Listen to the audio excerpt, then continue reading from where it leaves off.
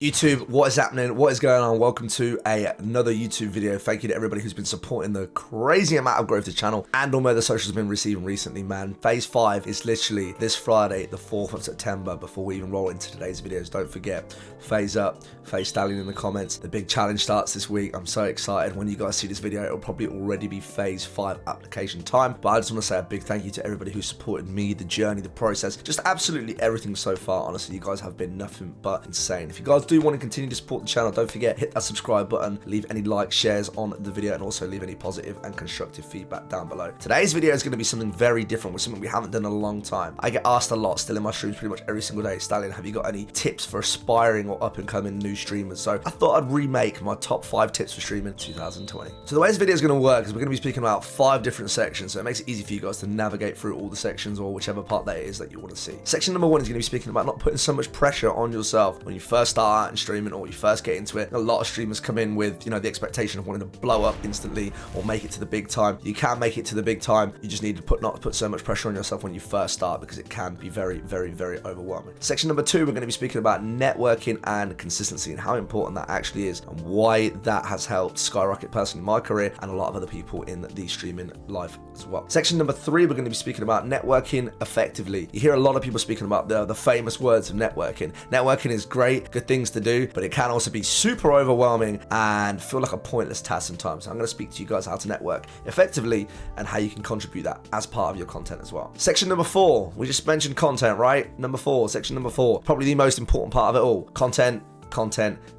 Why it's so important to be posting and flying content out 24/7, but we'll be speaking about that one again as we get into it. And finally, number 5, you have to accept that things go up and down. Things are going to change, things are going to go really well at some times, other times things may not be going so well, other times you may sit there and be scratching your head and wondering why the hell are things not going too well. That's what we're also going to be speaking about today. Let's roll into it. Let's get into section number 1. So with section number 1, we're going to be speaking about why it's so important to not put too much pressure on yourselves at the start. Now, I understand a lot of people get into streaming because they want to, you know, get to the, let's say, the big time, or they may do it just because, you know, at first they find it fun, but then they think, oh my god, you know, I'm really enjoying this, gaining some followers and subs. I actually really want to make it to the big time. And, you know, I've gone down that route as well. I started because I wanted to do it for fun, just a little bit of a pastime activity, and then it ended up becoming an addiction, and I really enjoyed it. And I was like, oh my god, I'm going to make this, I've made it full time, and now I want to get to the big time, etc. And I still do. However, you got to understand that these blow ups of people that you see that you may think is an overnight process actually took years to create. Well, you've got to understand this is a very slow and steady process. Streaming is very much a marathon and a never-ending one at that. So no matter what you think of right now, that you think, oh man, I'm not getting enough followers on this, or, you know, this isn't working out for me, doesn't necessarily mean that that's going to be the step in a couple of weeks or even a couple of months or years down the line. You just got to be consistent, you know, push yourself, just have fun with it. That's why a lot of people get into it in the first place, is to enjoy it. If it is Twitch partnership that you want, if it is blowing up on Twitch that you want, if it is making it to the top that you want, if you really believe in yourself enough and you take the steps every single day just to push yourself, you can get there. But when you first start out, you have to understand that to get to that point is an absolute mammoth of a hill to climb, including, you know, improving your channel, the quality,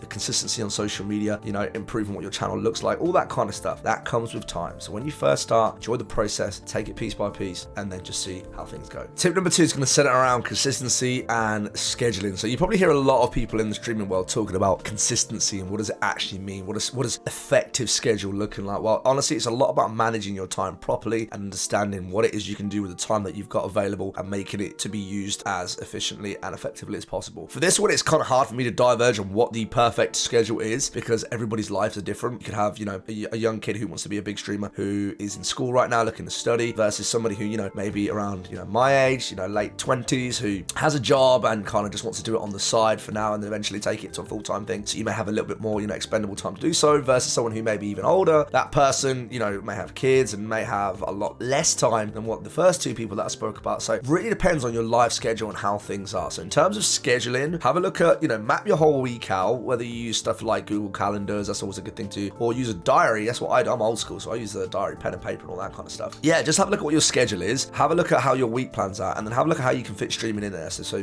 be like, right, this is where I can stream on this day, this day, this day, this day, and this is the times that I'm going to be uploading content to different social media platforms. Just try and work around that, and honestly, try and be as consistent to that as possible. If people can get into into a routine of being like, oh, I know Stally's going to be live every day apart from Tuesday and Saturday, 2 p.m. until 9 p.m., people will get into a rhythm of coming through at certain times, know when I'm live. Whereas if you keep changing it up every week, and obviously if you work shift work, or you're somebody who works in a job where it does change all the time, do the best you can with this, but try and keep it as consistent as possible, because then you build a routine. People love routine. It makes it easier for people to keep up to date with what's going on. In terms of the consistency with the uploads as well, get yourself out there on social media. Don't be scared to get out of that, let's say, bubble of just trying to stream on Twitch. A lot of people struggle because they literally just stream on Twitch TV, don't get them names out there in other places. You've got tools like Twitter, you've got Instagram, Discord is a great one. Think about making your own Discord server. How can you make it unique and different, towards you? YouTube, you cannot be slept on. YouTube is very, very, very important. Obviously, dedicate as much time as you can to it. I know it's a very long procedure, but don't ignore YouTube. And then finally, TikTok. I'm not being funny. If we're at this point in 2020, you're still ignoring TikTok, I don't know what to tell you. It is where the creators are right now. It is where people turn. You can literally become, what we said earlier, but you can literally become like an overnight sensation on TikTok. You cannot sleep on that platform. Get your ass on there, get creating content. It's super, super important. And when you do start uploading to them platforms, get consistent again. Try upload a few times a day if you can. It just makes it that more consistent. Try and keep your content fresh, varied, and try and bring, attention to your channel, because that's the whole point of it, right? That's what we all want. With step 3, we're going to be speaking about networking effectively. Now, this one is such an important one because this is something that I used to spend hours and hours and hours on and wonder why there'd be no reward for it. So let's say the word networking gets thrown around a lot these days, right? It is important to network. Obviously, you want to know other people in the streaming industry, whether a game it is that you're playing or whatever. However, you can easily get yourself burned out. I used to believe that the only way of growing was getting in, jumping into people's Twitter DMs, Insta DMs, constantly chatting, getting to know about them, learn about their channel and whatnot, jump into their streams and kind of have a hope in the back of my mind to think, well, I hope this person comes and checks me out one day. It does not work like that. And you will quickly learn that once you're trying to maintain 50 to 100 conversations at the same time, because all these people want to have a conversation with you and vice versa, that you kind of just thought, oh my God, what am I doing here?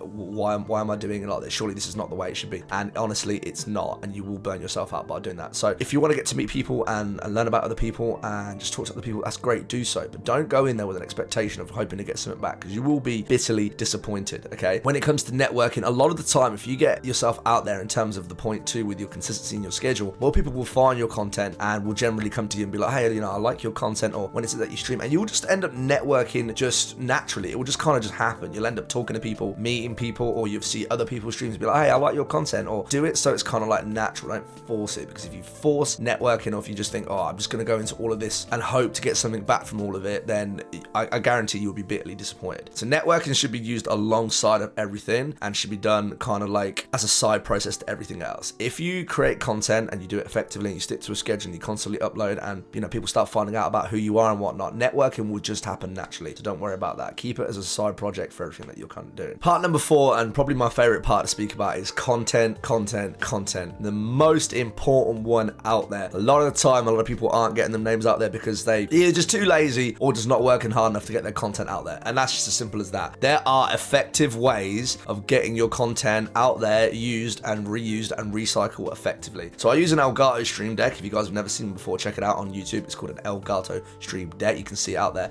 One of the best pieces of equipment that you can get for streaming. It has its own clip button. Every time something good, funny, different, crazy happens on stream, you can press the clip button there. Different platforms allow you to engage with viewers in different ways. With TikTok, you've got the reply system. You can do your green screen stuff. And then for videos and stuff like TikTok, Instagram, YouTube, you can get creative and whatnot and get your content out there as well. It's very important that when you're uploading, that again, we go back to point 2, that you remain consistent and that you upload on a schedule or some sort of consistent basis. If you're someone who just goes, you know what, I'll upload one clip to TikTok every 2 weeks, that isn't enough, man. There are people out there that are uploading, let's say, 4, 5, even more times a day, and you don't have to be that overkill with it or do that much, but you at least want to kind of just try and be consistent out there. If you're putting a lot of hours into streaming, let's say even 15 plus hours a week, you're going to have content out there that can be used for social media. And if you're not utilizing or recycling that content and doing stuff with it, then what the hell are you doing on stream? That's the whole point of it. If you capture a good moment, funny, great play, whatever it is, use that content and get yourself out there. And then once you've used that clip, use it again in a montage or something. There's nothing wrong with that. That one clip that you've just got can play to recycled content for another 3 to 4 different clips if you really, really use it well. If you use one thing on Instagram, post that same thing the next